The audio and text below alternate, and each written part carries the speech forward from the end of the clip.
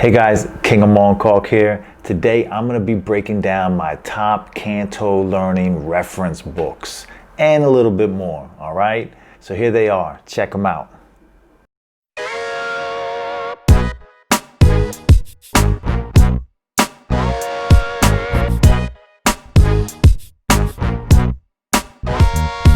All right, thanks guys for watching. Today, like I said, I'm gonna break down my favorite all-time, all of my Canto learning books. I got a lot of them, as you can see. All of these are Canto books. All of these are kind of related to Cantonese and Chinese and everything like that. And I'll go into a few of them and just to kind of share with all of you. When I started Cantonese back in 2000, in Washington, D.C., books were so hard to find. You couldn't really find any. So when I started my lesson, I only had the textbook that my teacher had given me when I started the lesson. I started off learning Cantonese just because I was going to come and visit Hong Kong, and I wanted to just be able to say how to get to the toilet and can I have some water or something like that. And I started to kind of like the language. But then when I came to Hong Kong in 2000, I realized, I want to be able to say more. I'm somebody that maybe already you can just tell that I'm a very talkative type person. I want to be able to communicate with people. And this was important for me. But more importantly, when I came to Hong Kong, I fell in love with Hong Kong. I fell in love with the vibe, the feel, the streets, the smells, the food, the people, everything, right? As you do when you travel. So I went back, recalibrated myself, and I started focusing more on Cantonese. And now for that, again, books were hard to come by. So all I had was that one textbook, and I had my all-time first real one, my Kanto Dictionary. All right, this, as you can tell, it's so weathered. Okay, this bad boy was with me for the longest. Okay, we're talking about 2000, 2001, coming into 2002. So there wasn't Google Translate, there wasn't all these apps and even smartphones that you could even have apps and stuff like that. So this was my go-to. I carried it with me everywhere I went. Anytime I had a word, I'm peeling through it. And in this book, and I'll put a better description in the description below, all right? And it has the English word, it has written Chinese, it has Putonghua, Mandarin, and then it has the Cantonese pronunciation, all right? And this is written in Yale Romanization. All right, for those of you that are learning Cantonese or want to learn Cantonese, there's a couple different kinds of romanizations that there's really two main ones, and it's the Yale Romanization or the Yut Ping, right? And then there's a slew of books that you can every now and then find here and there that you don't know what type of romanization they're doing, all right? They're just some guy or some person is just writing it the way they think that it should be pronounced. So anyways, this was I got a lot of memories with this book, okay? Because sometimes you're just sitting, you're sitting on a bus or a train or you're just walking through the streets and you think of a word that you're saying to yourself and you say, I gotta find that word. Because as we know, us language learners, we know you gotta have vocab. Without vocab, what do you say, right? Okay, so this was my number one, okay? This was my number one, and I had it everywhere. And then I came across this one that was written by published by Chinese University, and it's also a dictionary. It's also a dictionary, but the thing about this one, and it's also in Yale Romanization, but if you can see this one, and I'll put some better pictures on the website and everything like that. This one doesn't have any written Chinese. So that's sometimes difficult at times at the beginning because you're trying to find words and you're in conversations with people and you pull the book out and you're still trying to say it through romanization pronunciation, and it still sometimes doesn't go through, and that's also part of the fun in my opinion. And also when dealing with different reference books, as you know, this book has this word, but in another book you can't find that word, or the word that you're looking for, more importantly. So the key to language learning, of course, is having tons of reference books. And I think it's kind of like it becomes kind of an addiction for us language learners, that we want to, every time we see a reference material, some sort of new book or book we've never seen before, something like that, we grab it. All right, we may not even need it, but we grab it nevertheless. All right, so those were my first two dictionaries that I really fell in love with. Later, I got this one that was also published by Chinese University, and it also has this one has Chinese characters in it, written Chinese, and it's pretty good. It actually is pretty good, and it has a lot of good stuff in it. So I would recommend that one. And again, I'm going to put all the descriptions below, and you can check out for yourself which book that you really want to get into. Now, in terms of other books, some of these books are really near and dear to my heart because, like I said, I started learning Cantonese in 2000. We just started 2021. So I'm coming on a lot of years of learning Cantonese, putting energy into Cantonese, loving Cantonese. And I moved to Hong Kong in 2002. So I've been living in Hong Kong for a little over 18 years. And obviously, my Cantonese has improved dramatically in those years, as it should. And I've even gotten away from really focusing on learning sometimes, just because so much of my life is actually in Cantonese. So I just keep talking and just living my life and everything like that. But I still turn to these books a lot. The next books, I got the dictionaries, and I really focus on the dictionaries. These two books, actually, I'm not a grammar fan. I don't believe that you actually really need to learn a lot of grammar to be a very successful second or foreign language speaker. But you need to know some basic, obviously you need to know sentence structures and vocab. That's really the big thing, because sentence structures are basic and you use them over the same structure over and over. You just change the vocab.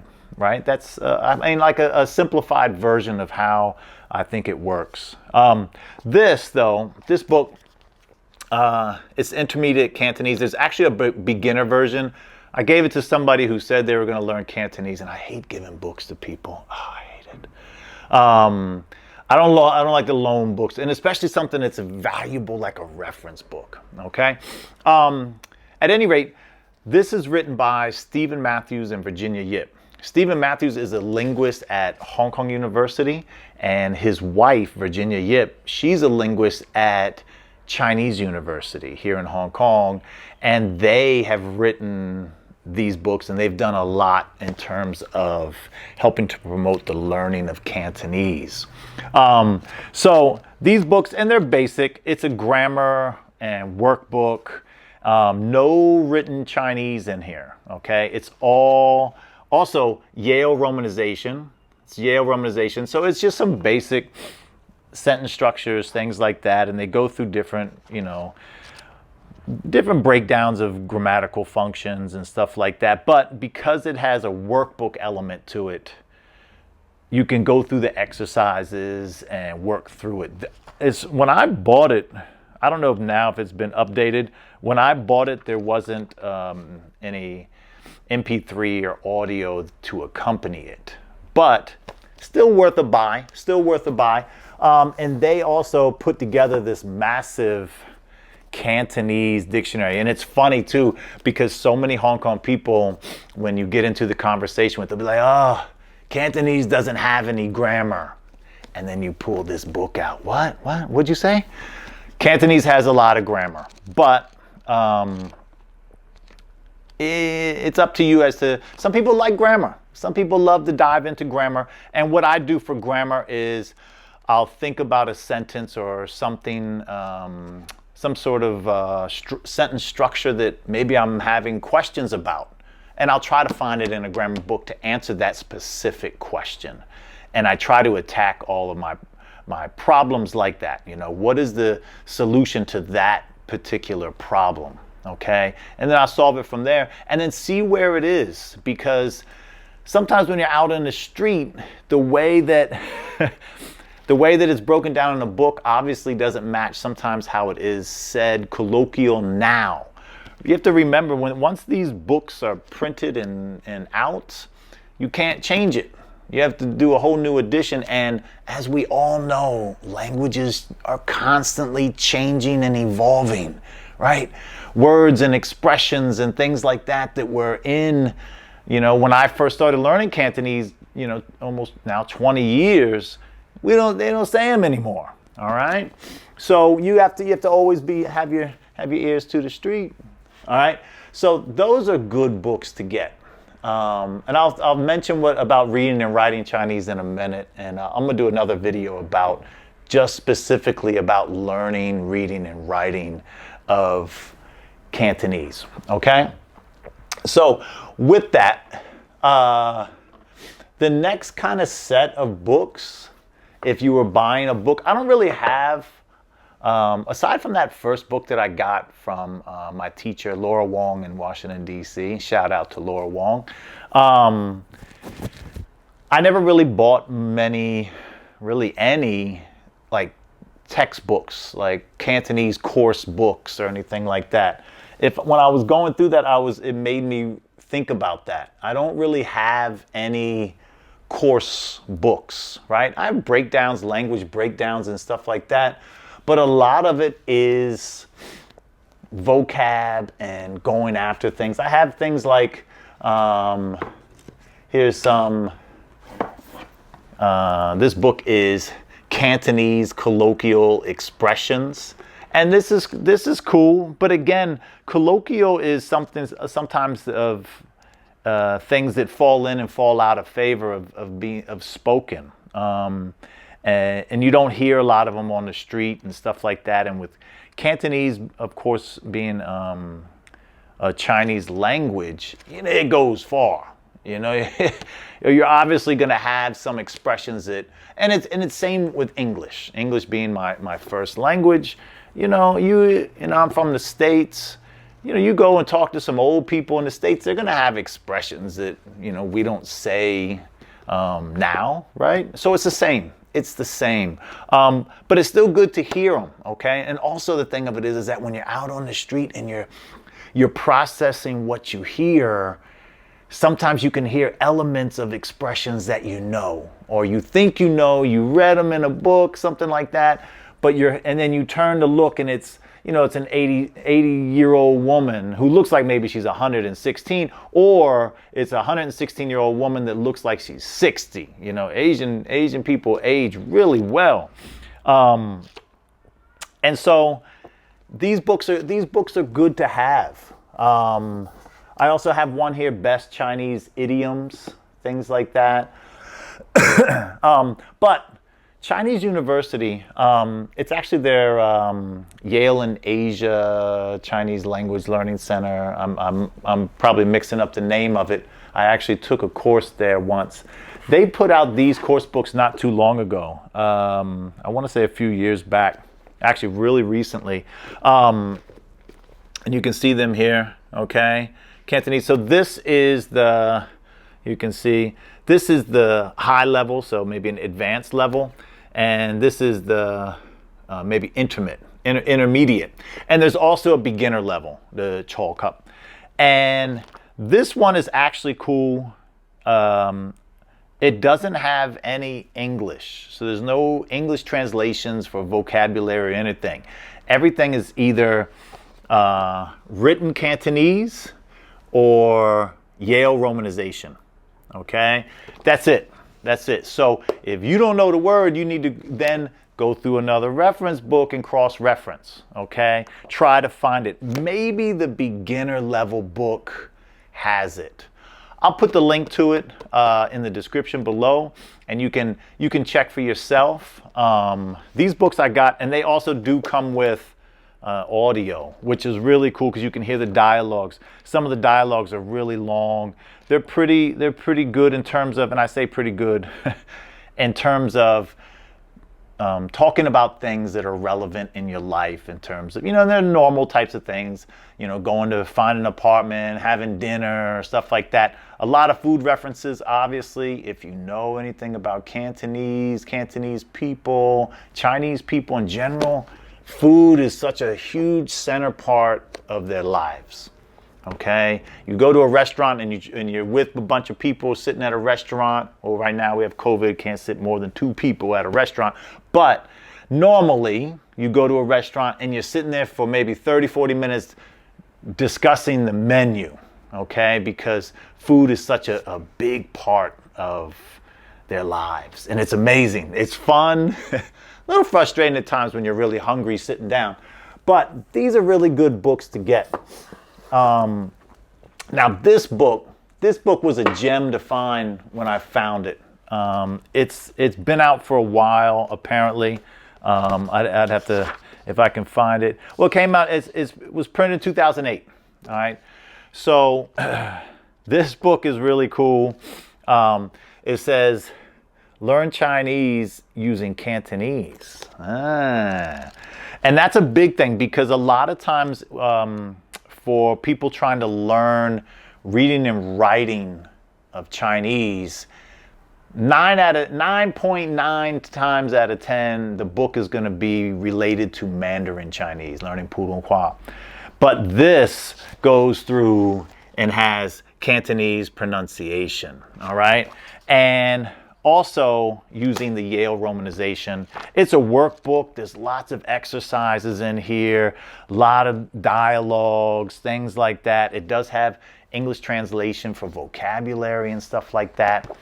This is a gem. This is a gem. I found it at a used bookstore.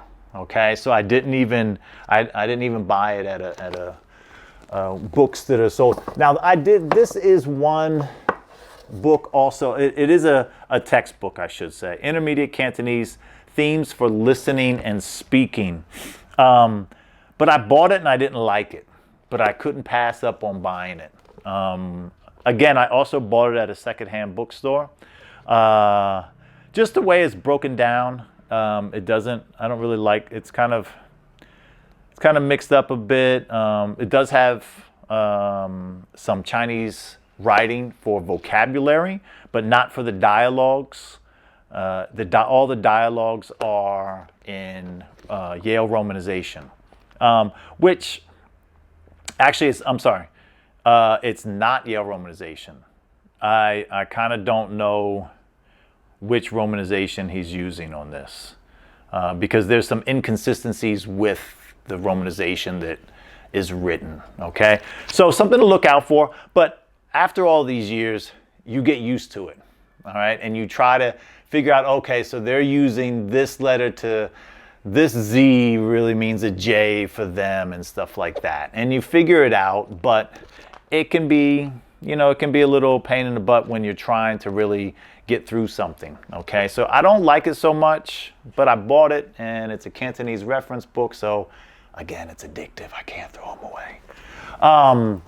So when starting to learn to read and write, which was funny because back in 2000 when I started, I bought this book right here, okay? Reading and Writing Chinese. I was a knucklehead. I didn't even really put the two together in terms of Cantonese and Mandarin, and a lot was going on. I was in the heat of the moment of my, early Chinese writing. So I started copying, as we all have learned from learning to read and write Chinese as a non-native speaker. It's about rote, right? To learn to read and write Chinese, seriously, you have to sit there and write and write and write.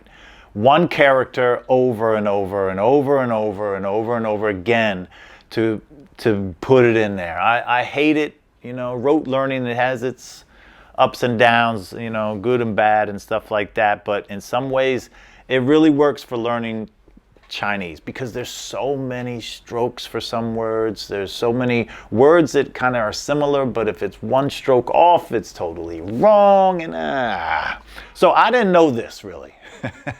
I'm going through the rote learning, but through this book, it has basic radicals. Like, let's see here. Here's maybe an example I can try to get on there. Like this right here. So this alone is not a character. This would be a radical, right? Above it is a character, right? But this right here is a radical. And I didn't really understand that until I really got into the language. And I spent so much time writing a radical, which I didn't really need to write, okay? So anyways, I wouldn't recommend jumping into this book as that type of learning. Okay, so reading and writing is a whole nother thing, and I'll go into that later. And I have a lot of books about reading and writing. Oh, this is a funny book.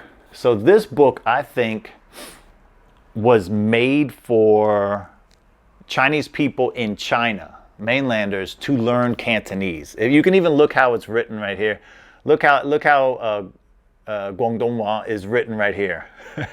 It's like Guangzhou, I don't even, and it's almost like they're trying to do Yuping, but it's not Yuping. All right, and so it's Cantonese, one day, one kind of sentence or situation in a way. Okay, and it's all written. The beauty of it is that it's written in traditional characters. So this would be a day. This is day 23. You can see how it's written, okay? And that's it. I mean, that's the day. And you go through that one sentence expression, but you need to know how to say it, okay? So this would definitely be a book for advanced learners because it's all written Chinese, but it has the written Cantonese, and then below it is Mandarin. Like how it's written traditionally, standard Mandarin, I should say, standard Chinese, I should say, and that's it. That's it. But it's one for each day, so there's 365 pages of one scenario. Okay, a couple sentences. That's a scenario. It's actually a pretty cool book, and I used to go through it every day. I had it by the door, so when I right before I was leaving for work or coming home, I'd go to that page and I'd go through it and stuff like that. So it's kind of cool. I don't even know where I found it, and it's published and printed in Hong Kong. So I don't know if it's still in print or anything like that, but I'll put the name down there and the publisher in the description and see if you can find it if you're interested. And that's about it. You know, I really wanted to share this with you. I'm just starting my YouTube channel, so make sure you guys subscribe and like, all right? And I'll have some more videos about Cantonese and stuff like that. It's you know, it's fun. This has been such a passion of mine for so long, and this is where it's at. You know, you have to have those reference books. You got to have enough that when you have a question, you can go and reference it yourself. I know we have a computer now. We have actually computers that are in our pockets now with mobile phones and stuff like that, but it's different when you go and you're looking at source material that's printed like this. And to me, I think it's important, okay? And I'm already building my books for Thai. I'm now taking on a challenge to learn Thai. I love Thailand so much. Of all these years living in Hong Kong, you end up going to Thailand and traveling around Asia, Southeast Asia, because it's so nearby, you know, stuff like that. So, and another thing with the reference is that after that is that you have to have a good method, right? Your method of learning has to be sound. And I'm going to talk about method later because there's a really great method. It's called the Grade 8 method, and there's 8 things that you need to do as a language learner, or a second or foreign language learner, and I'm going to go into those. So that's about it. I hope you guys liked it. I hope if you have any questions, you have any comments or anything like that, check it out. Also, thekingofmongkok.com. I have a story and some writings about learning Cantonese in Hong Kong, and there's going to be more of those coming up. So check out the website, hit the link, go check it out. Again, please hit a subscribe, hit a like, leave a comment, something like that, and I'll see you guys soon. Hey. 有冇搞錯啊？我知道我有講咁多嘢，我又介紹呢啲本書，我又用英文啦，係啊，咁係嗱，因為我會覺得係如果你想學中文，可能你嘅中文唔係咁叻，咁我唔會用全部中文係介紹佢個本書，但係我又知道你又諗，佢有講佢又學中文20年啊！咁佢識唔識講啊？咁啊一定我識講啊！咁我話俾你聽，呢啲我個中文啦。See you soon, peace.